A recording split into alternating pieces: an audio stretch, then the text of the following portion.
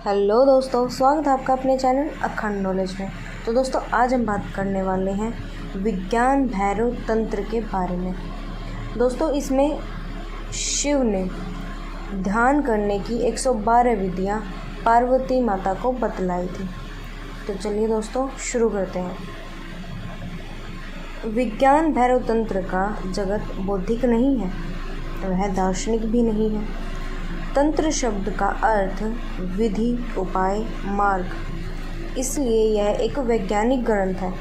विज्ञान क्यों की नहीं, कैसे की फिक्र करता है। दर्शन और विज्ञान में यही बुनियादी भेद है। दर्शन पूछता है यह अस्तित्व क्यों है, परंतु विज्ञान पूछता है कि यह अस्तित्व कैसे है। जब तुम कैसे का प्रश्न पूछते हो, तब उपाय, विधि महत्वपूर्ण हो जाती है, तब सिद्धांत व्यर्थ हो जाती हैं, अनुभव केंद्र बन जाता है। विज्ञान का मतलब है चेतना, और भैरव का विशेष शब्द है तांत्रिक शब्द, जो पारगामी के लिए कहा जाता है। इसीलिए शिव को भैरव कहा जाता है और देवी को भैरवी, वे जो समस्त दैवत्य के पार चले जाते हैं। पार्वती कहती हैं कि आपका सत्य रूप क्या है, यह आपका आश्चर्य भरा जगत क्या है, इसका बीज क्या है, विश्व चक्र की धुरी क्या है।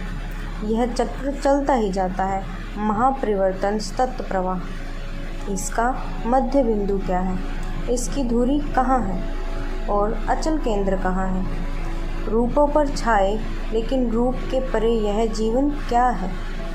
देश और काल, नाम और प्रत्यय के परे जाकर हम इसमें कैसे पूर्णतः प्रवेश करें, मेरे संशय का निर्मूल करें। लेकिन संशय निर्मूल कैसे होंगे, किसके ऊपर से। क्या कोई उत्तर है जो मन के संशय को दूर कर दे। मन ही तो संशय है। जब तक मन नहीं मिटता, संशय निर्मूल कैसे होंगे। शिव उत्तर देंगे। उनके उत्तर में सिर्फ विधियाँ हैं, सबसे पुरानी, सबसे प्राचीन विधियाँ। लेकिन तुम उन्हें अत्याधुनिक भी कह सकते हो, क्योंकि उनमें जोड़ा नहीं जा सकता। वे पूर्ण हैं। 112 विधियाँ, उनमें सभी संभावनाओं का समावेश है। मन को शुद्ध करने के, मन के अतिक्रमण के सभी उपाय उनमें समाये हैं। शिव की 112 विधियों में एक और विधि नहीं जोड़ी जा सकती, कुछ जोड़ने की गुंजाइश ही नहीं है। यह सर्वांगीण है, संपूर्ण है, अंतिम है। यह सबसे प्राचीन और साथ ही सबसे आधुनिक, सबसे नवीन। पुराने पर्वतों की भांति ये तंत्र पुराने हैं, शाश्वत जैसे लगते हैं, और साथ ही सुबह के सूरज के समान खड़े ओस कण की भांति ये नए हैं। ये इतने ताज़े हैं। ध्यान की इन 112 विधियों से मन के रूपांतरण का पूरा विज्ञान निर्मित हुआ है। एक एक कर हम उनमें प्रवेश करेंगे। पहले हम उन्हें बुद्धि से समझने की चेष्टा करेंगे, लेकिन बुद्धि को मात्र एक यंत्र की तरह काम में लाना है, मालिक की तरह नहीं। समझने के लिए यंत्र की तरह उसका उपयोग करो, लेकिन उसके जरिए नए व्यवधान मत पैदा करो। जिस समय हम इन विधियों की चर्चा करेंगे, तुम अपने पुराने ज्ञान को, पुरानी जानकारियों को एक किनारे कर देना, उन्हें अलग ही कर देना। वे रास्ते की धूल भर हैं। इन विधियों का साक्षात्कार निश्चित ही सावचेत मन से करो, लेकिन तर्क को हटा कर करो। इस भ्रम में मत रहो कि विवाद करने वाला मन सावचेतन मन है, वह नहीं है।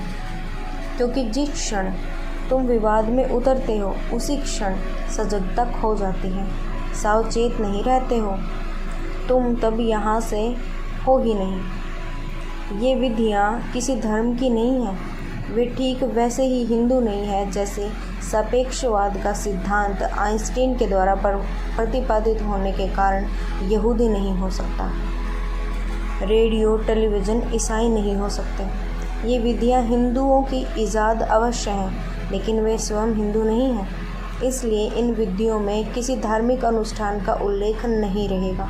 किसी मंदिर की ज़रूरत नहीं है। तुम स्वयं मंदिर हो, तुम ही प्रयोगशाला हो। तुम्हारे भीतर का पूरा प्रयोग होने वाला है। और विश्वास की भी जरूरत नहीं है। तंत्र धर्म नहीं है, विज्ञान है। किसी विश्वास की जरूरत नहीं है। कुरान या वेद में, बुद्ध या महावीर में आस्था रखने की आवश्यकता भी नहीं है। नहीं किसी विश्वास की आवश्यकता है। प्रयोग करने का महासाहस पर्याप्त है। प्रयोग करने की हिम्मत काफ़ी है। एक मुसलमान प्रयोग कर सकता है, वह कुरान के गहरे अर्थों को उपलब्ध हो जाएगा। एक हिंदू अभ्यास कर सकता है और वह पहली दफ़ा जानेगा कि वेद क्या है। वैसे ही एक जैन इस साधना में उतर सकता है, बौद्ध इस साधना में उतर सकता है, एक ईसाई इस साधना में उतर सकता है। वे जहाँ हैं, तंत्र उन्हें आप तक काम करेगा। उनके अपने चुने हुए रास्ते जो भी हों, तंत्र सहयोगी होगा। यही कारण है कि जनसाधारण के लिए तंत्र नहीं समझा गया। और सदा यह होता है कि जब तुम किसी चीज़ को नहीं समझते हो तो उसे गलत ज़रूर समझते हो, क्योंकि तब तुम्हें लगता है कि समझते ज़रूर हो। तुम रिक्त स्थान में बने रहने की राज़ी नहीं हो। दूसरी बात कि जब तुम किसी चीज़ को नहीं समझते हो, तुम उसे गाली देने लगते हो। यह इसलिए कि यह तुम्हें अपमानजनक लगता है।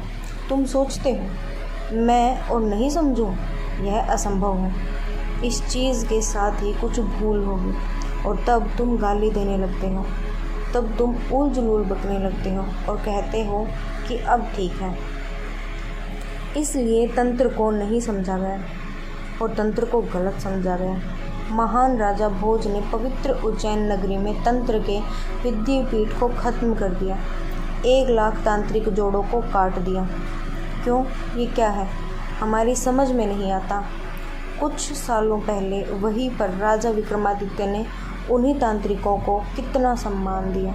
यह इतना गहरा और ऊंचा था कि यह होना स्वाभाविक था। तीसरी बात कि चूँकि तंत्र द्वैत के पार जाता है, इसलिए उसका दृष्टिकोण अति नैतिक है। कृपा कर इन शब्दों को समझो। नैतिक, अनैतिक, अति नैतिक। नैतिक क्या है हम समझते हैं, अनैतिक क्या है हम समझते हैं, लेकिन जब कोई चीज़ अति नैतिक हो जाती है, दोनों के पार चली जाती है, तब उसे समझना कठिन हो जाता है। तंत्र अति नैतिक है। तंत्र कहता है कोई नैतिकता ज़रूरी नहीं, कोई ख़ास नैतिकता ज़रूरी नहीं। सच तो यह है कि तुम अनैतिक हो क्योंकि तुम्हारा चित्त अशांत है। इसलिए तंत्र शर्त नहीं लगाता कि पहले तुम्हें नैतिक बनो, तब तंत्र की साधना कर सकते हो। तंत्र के लिए यह बात ही बेतुकी है। कोई बीमार है, बुखार में है, डॉक्टर आकर कहता है पहले अपना बुखार कम करो, पहले पूरा स्वस्थ हो लो, तब मैं तुम्हें दवा दूंगा। यही तो हो रहा है। चोर साधु के पास जाता है और कहता है मैं चोर हूँ, मुझे ध्यान करना सिखाएं। साधु कहता है पहले चोरी छोड़ो। चोर रहते ध्यान कैसे कर सकते हो? एक शराबी आकर कहता है मैं शराब पीता हूँ, मुझे ध्यान बताएं। और साधु कहता है पहली शर्त कि शराब छोड़ दो, तब ध्यान कर सकोगे। तंत्र तुम्हारी तथाकथित नैतिकता की, तुम्हारे सामाजिक रस्म रिवाज आदि की चिंता नहीं करता।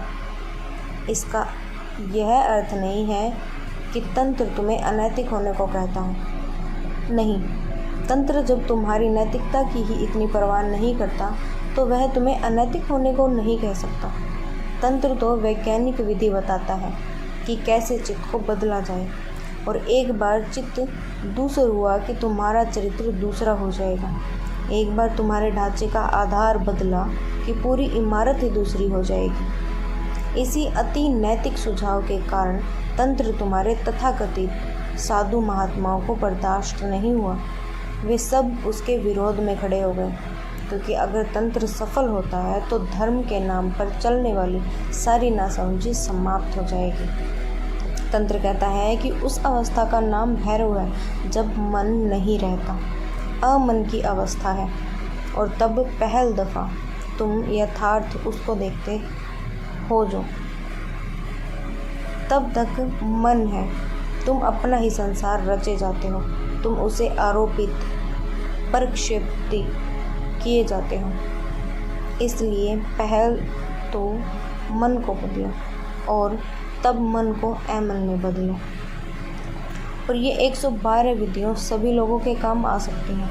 हो सकता है कोई विशेष उपाय तुमको ठीक न पड़े, इसलिए तो शिव अनेक उपाय बताते चले जाते हैं। कोई एक विधि चुन लो जो तुमको जच जाए। और यह जानना कठिन नहीं है कि कौन सी विधि तुम्हें जचती है। हम यहाँ प्रत्येक विधि को समझाने की कोशिश करेंगे। तुम अपने लिए वह विधि चुन लो कि तुम्हें और तुम्हारे मन को रूपांतरित कर दे। यह बौद्धिक समझ बुनियादी तौर से ज़रूरी है, लेकिन अंत नहीं है। जिस विधि की भी चर्चा मैं यहाँ करूँ उसको प्रयोग करो। सच में यह है कि जब तुम अपनी सही विधि का प्रयोग करते हो तब झट से उसका तार तुम्हारे किसी तार से लगकर बच उठता हो। एक विधि लो, उसके साथ 3 दिन खेलो। अगर तुम्हें उसके साथ निकटता की अनुभूति हो, अगर उसके साथ तुम थोड़ा सा भी स्वस्थ महसूस करो, अगर तुम्हें लगे कि यह तुम्हारे लिए ही है, तो फिर उसके प्रति गंभीर हो जाओ। तब दूसरी विधियों को भूल जाओ, उनमें खेलना बंद करो और अपनी विधि के साथ टिको। कम से कम 3 महीने टिको। चमत्कार संभव है। बस इतना होना चाहिए कि वह विधि सचमुच तुम्हारे लिए होनी चाहिए। यदि तुम्हारे लिए नहीं है तो कुछ नहीं होगा। तब उसके साथ जन्मों जन्मों तक प्रयोग करके भी कुछ नहीं होगा। लेकिन ये 112 विधियाँ तो समस्त मानव जाति के लिए हैं, और वे उन सभी युगों के लिए जो गुजर गए हैं और आने वाले हैं। और किसी भी युग में एक भी आदमी नहीं हुआ और न होने वाला है जो कह सके कि ये सभी 112 विधियाँ मेरे लिए व्यर्थ हैं। असंभव है, यह असंभव है। प्रत्येक ढंग के चित्त के लिए यहाँ गुंजाइश है। तंत्र में प्रत्येक किस्म के चित्त के लिए विधि है। कई विधियाँ हैं जिनके उपयुक्त आदमी अभी उपलब्ध नहीं है, वे भविष्य के लिए हैं। और ऐसी विधियाँ भी हैं जिनके उपयुक्त मनुष्य रहे ही नहीं, वे अतीत के लिए हैं।